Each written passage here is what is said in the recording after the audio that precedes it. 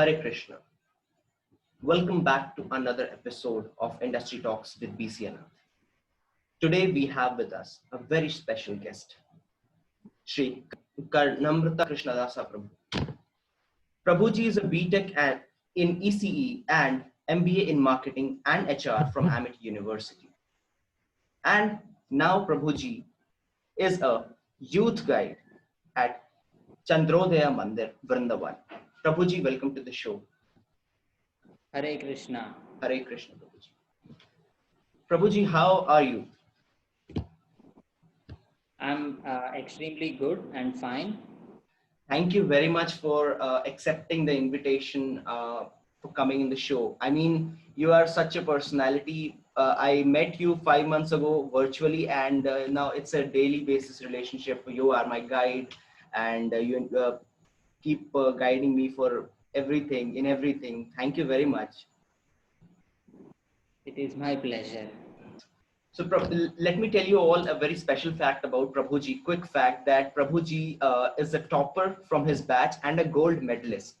So from there to here, the youth guide, we have a few questions from you, Prabhuji.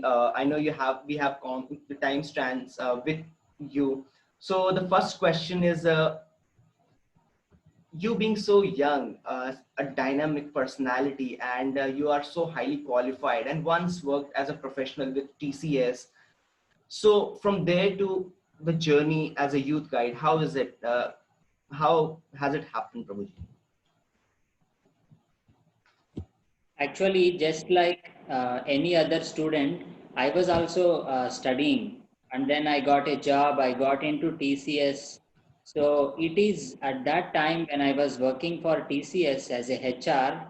So this thought often used to pop up in my mind that every day I was working very hard from morning to evening, and then every month I'll be paid, and then I go back to room, nicely eat food and sleep. So a thought used to come, is this all life about? That from childhood till now, I was going to school and college to acquire various degrees. And then now I got a job, I can earn lot of money, and soon I'll get married. I'll have my own family. And one fine day, I'll be bedridden and I'll have to die one day. So I thought, is this what really life all about? So it is exactly at that juncture that I came in touch with Srila Prabhupada's books. Very interestingly, the very first book that I read answered all my questions, and it has very clearly given me the purpose of this human form of life. So that is when I thought that I should take up this path very seriously. And that is why over a period of time, I gradually started thinking over it, and I dedicated my entire life for spirituality. And today, due to mercy of Lord Krishna, somehow I'm able to practice spirituality and guide others in the same path. Yes, actually, the quest for Atmagyan, to come out of materialism. Another question is, there are a lot of youth listening to you. We have a small segment of audience that is especially youth. So there are a lot of people who run into a lot of problems, especially the youth. What are your suggestions to them to cope up with these problems on a daily basis? Actually, in English, there is a very good proverb. It says, we cannot solve our problems with the same thinking we used when we created them. That means, you see, to solve any problem in life, we need a higher way of thinking, a superior way of thinking. And furthermore, generally, people approach us because we are practicing spirituality. So they also ask the same question. Prabhuji, we are facing lot of problems. How to solve them? What is the solution? So majority of the problems are related to relationships, finance, or bodily problems, that is health issues, or mental problems. So one thing we have to note is our human form of life is not merely a problem solving exercise. And even more importantly, Bhagavad Gita tells us what are the real problems of life. If you look at the whole world currently, the real problems of life are kept aside permanently, and we are so much absorbed in solving the temporary problems of life, and therefore we are creating more and more problems. We are not actually finding the solution. You see, we often overlook the fact that our material existence itself is a problem. You see, there are two important days in anybody's life. First, the day when you are born, and second, the day when you know why you are born. So, unless you know why you are born, what are the real problems of life, we cannot actually think about solving the problems. If you see in Bhagavad Gita, Krishna declares the four real problems of life are Janma, Mrityu, Jara, Vyadi. That means birth, death, old age, and disease.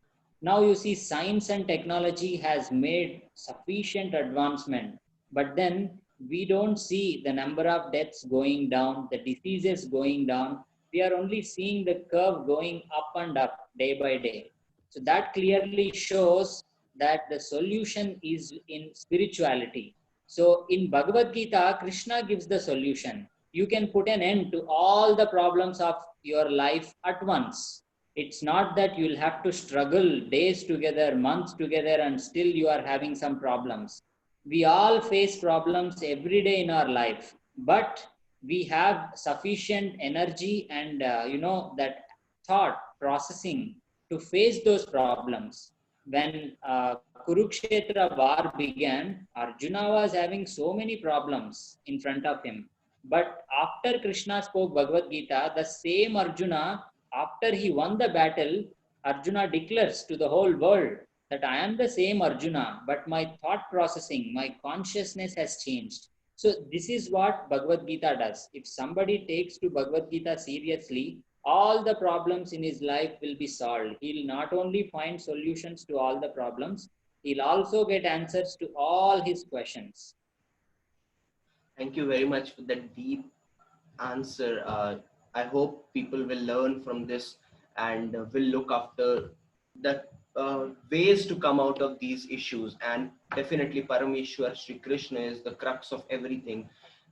To this, I would add on the next question that we all know that Srimad Bhagavad Gita is the most epic uh, grantha ever written in the history of mankind, and it's the Prabhu Vani, Parameshwar Vani, and it is the crux of every solution and the biggest management book. So I would request you to give us a summary of Bhagavad Gita so that we can learn from it.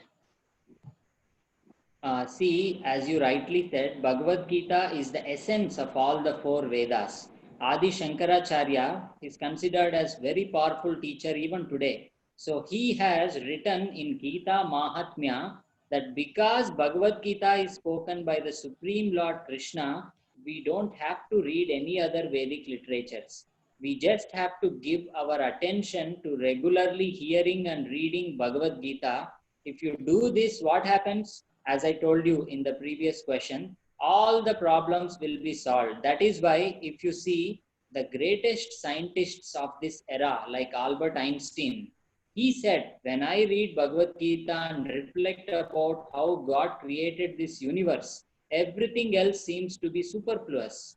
You see, Albert Einstein is saying that he has made Bhagavad Gita the main source of his inspiration. And we also hear from Mahatma Gandhi how Gandhi said, when doubts haunt me, when disappointments stare me in the face, I simply take one sloka from Bhagavad Gita and immediately there is a joy in my face. And we all know few years ago when our Prime Minister Narendra Modi met Japanese Prime Minister and gifted him Bhagavad Gita, he made one very wonderful statement. That is, I don't have anything better than Bhagavad Gita to give, nor nor does the world has anything better to receive. Actually, this is true. Bhagavad Gita is the essence of the all Veda. Now, let us try to understand what is the essence of Bhagavad Gita. You see, the entire Bhagavad Gita can be boiled down to three crucial aspects. Number one, Krishna declares in the fag end of Bhagavad Gita to Arjuna after describing various processes of yoga, jnana, karma, that You abandon all varieties of religion and you simply surrender unto me alone. And Krishna also says, I shall free you from all sinful reactions. Do not worry. Sarva dharman parityajya mamekam sharanam vraja. This is first. Secondly, Krishna says, Manmana bhava madbhakto madhyaji mam namaskuru. Krishna is saying, please become my devotee, worship me, offer pranams to me, and always think of me. Now, many of you might be wondering, I'm a student, I'm a corporate, how am I going to do all of this? So, Krishna has told one more thing for all of us also. Tasmat sarveshu kaleshu mamanusmara yudhyacha. Just like Krishna told Arjuna, Arjuna is a Kshatriya, his duty is to fight. So Krishna told, no problem, you carry on your duty of fighting, but at the same time, please remember my instructions. Please chant my holy names whenever possible and offer the fruits of your work unto me. So these three things are quite practical. Anybody living in Kali Yuga also can practice this. These are not really tough. So, the essence of Bhagavad Gita is that we should become devotees of Krishna, we should adopt principles of Bhagavad Gita in our day to day life, and also we should try to dedicate the results of our work to Krishna. So, the Bhagavad Gita is actually all about how we can be transformed from the consciousness of self destruction to self realization. You see, at the beginning of the war, Arjuna told when he saw his own grandfather, parents, cousins, relatives on the other side, he declared to Arjuna, he declared to Krishna that, oh Krishna, I am not going to fight this battle. Better I become a beggar. How will I enjoy this kingdom if my dear ones die? So Krishna teaches Bhagavad Gita and transforms Arjuna's consciousness. So therefore, if we remember all this, I think we can easily implement the essence of Bhagavad Gita in our day-to-day life. Definitely, Prabhuji. Thank you very much. And there is one thing, what Prabhu Shri Krishna said in Mahabharata. I'm nothing in front of your knowledge. Sorry, but we follow this as inspiration for PCA Foundation as well. Charna Margan Vijanati. That means the one who seeks towards anything goes and achieves the destiny. That is what Prabhu Shri Krishna said, and we also follow. And BCA is inspired by Bhagavad Gita and follows every bit of Krishna. I have mentioned it in a lot of sessions or addresses I have made. So thank you very much for this great summary of Srimad Bhagavat.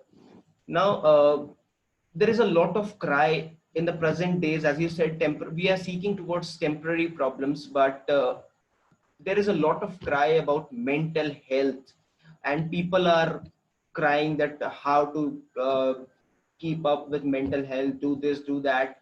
But there must be a few things people must keep in mind, especially the youth, to keep their mental health healthy, keep themselves positive. So what is your take on this, Prabhuji?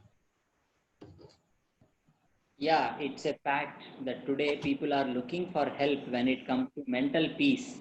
That's why we see quite often in the newspapers and news channels that so many business tycoons, actors, sports persons end their life because they don't find solution for this one problem, which is, actually tormenting them. In Bhagavad Gita, Krishna gives the solution. Arjuna also asks this question to Krishna that I am not at all having peace. So Krishna says, one who is not in transcendental consciousness can have neither a controlled mind nor steady intelligence. Please make a note of it. Krishna says, without controlled mind, there is no possibility of peace, and without peace, there is no possibility of happiness. Now, people are looking for happiness everywhere, but you cannot get happiness without peace. People are looking for peace everywhere, but without controlled mind, you will not get peace. You see, we take so much care about what food we have to eat, isn't it? But are we really taking care of the thoughts that are going inside us? We really don't. Whatever comes to our mind, we just go by it. So Krishna gives the solution that if you get controlled by your mind, then you will end up in soup. Disaster will happen. So Krishna gives the solution that if you can control your mind, then only you can attain peace. Now, how to control mind? That is the question. That is the most important question. See, mind control is possible only by meditation and yoga. So Krishna teaches us two methods in Bhagavad Gita. First is mantra meditation. Just like all of us as spiritualists, we chant mantras every day. So you can also do this at home. This is not going to cost you. This just needs few minutes of your time. So if you can spend 10 minutes of your time every day, believe me or not, within weeks you will see your mind is coming under your control. Then you will see that things are normal, everything is in line. You will see your life also is very peaceful, mentally you are very stable. All this is possible by mantra meditation. And Krishna also teaches Bhakti Yoga. Bhakti Yoga means that you engage your senses in devotion. It's so when you do these two things, your mind will come under your control. Then you will see that you are very, very peaceful. You will not get agitated and disturbed for all trivial things.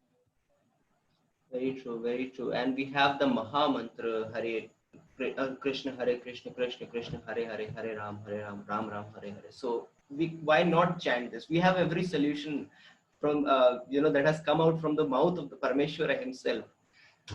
It's only how to be adapted. Prabhuji, one quick question as comes to my mind, as there is a lot of misconception about the great yogic process of Ras Leela. We see the Bollywood movies, the singers making fun of it, using abusive languages. Please clarify us about Ras Leela, the great yogic technique. Yes, it is very unfortunate that people are taking undue advantage of this Rasa Leela.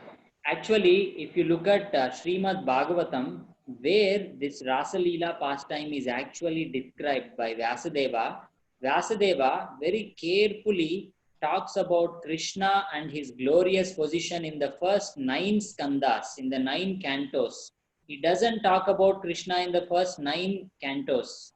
Only in the 10th canto, Vyasadeva talks about how Krishna took birth. Even in the 10th canto, the Rasa Leela pastime is described only after describing how Krishna killed all the demons single-handedly and how Krishna's strength is so much, how Krishna is so powerful. Why Vyasadeva did all of this? Because Vyasadeva very well know that if he directly talks about Rasa Leela, people will get misunderstood. People will get carried away. They will think that, oh, Krishna is also like us. Just like how we are having lusty affairs with women here in this material world, Krishna is also doing the same. Therefore, our acharyas, great sages, have given this warning that if anybody reads Rasa Leela or if anybody tries to imitate Rasa Leela in the very initial stages, it is going to be a very big offense and they will certainly lose all their good karma, because Rasa Leela is not actually meant for ordinary people. It is for very high transcendentalists. You see, Lord Chaitanya Mahaprabhu, Rupa Goswami and Srila Prabhupada, they never discussed Rasa Leela in the public. They have told that this pastime of Krishna's dancing with the gopis in the dead of night on the banks of Yamuna in Vrindavan is not meant for ordinary people. We will misunderstand. Just like in today's world, you will also find followers of Lord Shiva, some of them, they smoke ganja. When you ask them, they tell, oh, Shiva also drank poison. That is childish and foolish, because Lord Shiva drank poison to protect the demigods in the Samudra Manthan Leela. So we can only walk in the footsteps of these great personalities. We cannot imitate them. If we imitate them, we will see gradually we lose our own good karma and we will end up in disaster. Definitely, Prabhuji. And thank you. I hope people now would have got the clear concept about the great yogic process by Prabhu Shri Krishna, Ras Leela. Prabhuji, this show, I don't love the endings, though, and I want to keep on talking on with you, but since great things always come to an end, at least in this materialistic world. So Prabhuji, one last question. How does it feel to be here? And what are your thoughts on industry talks with BC Anand? This is a very good initiative because you see, at the moment, people are locked up at home. They are not allowed to go out. So they are obviously looking for a help. They all are willing to hear from people who can share something which can actually benefit them. So when I first saw your talks, I went through your channel in YouTube. I very much liked it because you are trying to bring in people from different fields and you are trying to give lot of tips to people, and you are doing all of this as a service. You are not expecting anything in return. Actually, this is what everybody should be doing in this world. This is called social service. You are not expecting anything from us in return, but you are doing it as a seva. Therefore, I very much appreciate it, and I would say a big kudos to all the team behind it. This is a very magnanimous work. Please keep it up, and I'll be more than happy to join even in future if any more sessions are required. Surely, Prabhuji. Thank you very much for those kind words. I dedicate each and everything to my team, to the PCA Foundation, to the great initiative to restore the Vishwaguru back to the position. Thank you very much for joining. From the side of Adi Shakti Media, Shiva Shakti Productions, BCA Foundation that is powered by BCA TV, we take you all a lead with a great chant of Hare Krishna. May all Hare of you May all of you come out of the materialistic world before the Kalki Dev appears on the planet.